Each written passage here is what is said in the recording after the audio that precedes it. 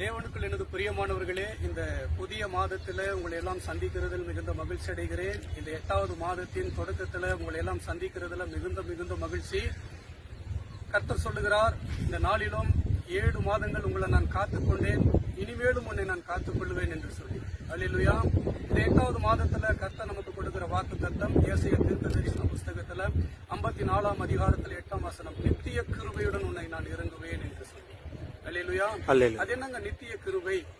இந்த நாட்கள்ல நித்தியம் என்பது உலகத்துல நிறைய சொல்றாங்க. உலகத்தான் பாருங்க, ஒரு வீடு கட்டித்தான் நித்தியன்றாங்க. ஒரு 10 ஏக்கர் நிலம் வாங்கி தங்களுடைய பிள்ளைங்க மேல சொத்து பதிவு வச்சுட்டாங்கன்னா அது நித்தியன்றாங்க. இப்போ ஒரு 100 பவுன் நகை போட்டு அனுப்பி விட்டோம்னா அது ஒரு நித்தியம்ன்றாங்க. ஆனா கர்த்தர் சொல்றாரு, நித்தியம்னா என்ன தெரியுங்களா? அவருடைய அதெல்லாம் அந்த உலக பொக்கிஷங்கள் எல்லாம் அழிந்து போயிடும்.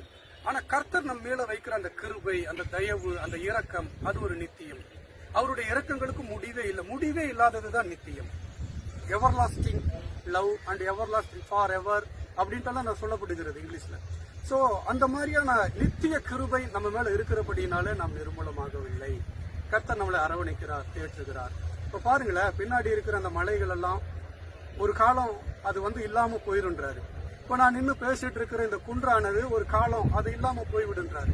ஆனா கர்த்தருடைய சித்தத்தின்படி செய்கிறவனும் அவன் வானம் பூமி அழிந்தாலும் நிலையாய் நிலைத்திருப்பான் என்று கர்த்தர் சொல்லுகிறார்.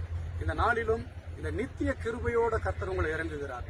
வானங்கள் மாறலாம், பூமி மாறலாம், குன்றுகள் விலகலாம், எதை வேணாலும் விலகலாம்.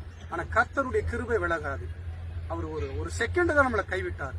ஆனா நித்தியமான கிருபையோடு அவர் நம்மளை இறக்கி நம்மளை ஆசீர்வதிக்கிறவர். அதே 45:17 சொல்லப்படுகிறது, இஸ்ரவேலோ நித்திய ரட்சிப்பினாலே ரட்சிக்கப்படுவார். அது நாங்க நித்திய ரட்சிப்பு. இப்போ உலகத்தான் நம்மளை ஆசீர்வதித்து விடுவித்தானா அது ஒரு கொஞ்ச நாள், உலகத்தான் ஹெல்ப் பண்ணானா அது ஒரு கொஞ்ச நாள், உலகத்தான் விடுதலை பண்ணானா அது கொஞ்ச நாள். ஆனா இயேசு விடுவிச்சார்னா அது நித்தியம், அது வாழ்நாள் முழுவதும் தலைமுறைக்கும் ஆசீர்வாதம். இயேசு கிறிஸ்து ரட்சிப்பு கொடுத்தார்னா அது வாழ்நாள் முழுவதும் தலைமுறைக்கும் ரட்சிப்பு. இன்னைக்கு உங்க வாழ்க்கையில இது போல நித்தியமான ரட்சிப்பு, நித்தியமான சந்தோஷம், நித்தியமான கிருபையோட இறங்கி கர்த்தர் உங்களை ஆசீர்வதிக்க விருப்பப்படுகிறார். கர்த்தர் உங்களை ஆசீர்வதிக்க விருப்பப்படுகிறார். இந்த நாளில கர்த்தர் உங்களை பலப்படுத்துவார், உயர்த்துவார், மகிமையின் மேல் மகிமையாய் செய்து உங்களை உயர்த்தி உங்களை அவ்வளவு மகிமையா நடத்த போகிறார். நீங்க நினைக்கலாம், என் வாழ்க்கையில இதெல்லாம் நடக்குமான்னு நினைச்ச பிரதர், ஆனா ஒரு கனவாவே இருக்குமோன்னு நினைச்ச பிரதர். ஆனா இன்னைக்கு கர்த்தர் நடப்பித்து காண்பித்தார், எனக்கு ஒரு நற்காரியத்தை செய்துட்டார். கர்த்தர் யார் என்றால் எனக்கு நற்காரியத்தை செய்கிறவர் என்று சொல்லி நீங்க சாட்சிகளாய் நிற்க போறீங்க. பூமியின் எல்லையின் கடைசி பரியந்தம் வரையிலும் நீங்க சாட்சிகளாய் நிற்பீங்க.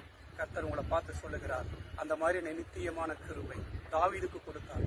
தாவீதின் மீது இருந்த கிருபை பாருங்க, அவரு சந்ததியா அவர் பேர் சொல்லப்படுகிறது.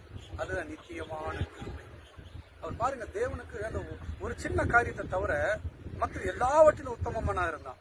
அப்படி அவன் இருக்கும் பொழுது மகிமையின் மேல் மகிமையான காரியங்களை செய்தான். அதனால தான் மனதிற்கு இனிய தாவீதுன்னு சொல்லி பெயர் பெற்றான்.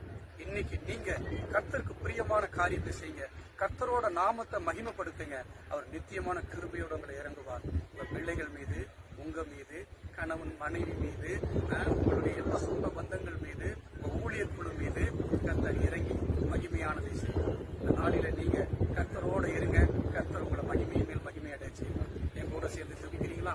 மகா இரக்கமும் மிகுந்த கிருபையும் உள்ள எனது அன்பின் பரலோக தந்தையை இயேசு கிறிஸ்து நாமத்தினால நான் ஜெபிக்கிறேன். கர்த்தாவே, வீடியோவை பார்க்கிற ஒவ்வொருவர் மீது கரம் வைத்து பாதுகாப்பீராக. நித்திய கிருபையோடு நிறங்குங்கப்பா. என்ன ஆண்டவர வாழ்க்கையில நெருக்கப்பட்டிருந்தாலும், நொறுக்கப்பட்டிருந்தாலும், வேதனை வியாக்குலத்தோட இருந்தாலும் அவர்களுக்கு நேர்த்தியான நன்மை தேடி வரும்படிக்கு செய்யுங்க. ஆண்டவரே, நீண்ட நாள் காத்திருந்தது போதும் கர்த்தாவே, அவங்களுக்கு நன்மைகளை செய்து கொடுங்க, அவர்களை உயர்த்துங்க, அவங்களை மகிமையடைய செய்யுங்கப்பா. நீண்ட நாள் பூட்டப்பட்ட கதவுகள் திறக்கப்படுவதாக. நித்தியமான மகிமை கனம் ஆண்டவரே சமாதானத்தினால நிரப்புங்க, கிருபையினால நிரப்புங்க, உயர்வை கொடுங்க, ஆசீர்வதிப்பீராக. இயேசுவின் நாமத்தினாலே நான் செய்கிறேன். பிள்ளைகளை பாதுகாத்து வேலையில ஆண்டவரே வரப்போகிற கிருபை, ஆண்டவரே போக்குவரத்துல ஒரு கிருபை, குடும்ப சமாதானத்துல ஒரு கிருபை, ஆண்டவரே எல்லாவற்றிலும் ஒரு கிருபையை நீர் கொடுத்து அவர்களை ஆசீர்வதிக்க நசரேயனாகிய இயேசு கிறிஸ்து நாமத்திலே ஜெபித்து இந்த ஜெபத்தை ஒப்புக் கொடுக்கிறேன். நல்ல பிதாவே.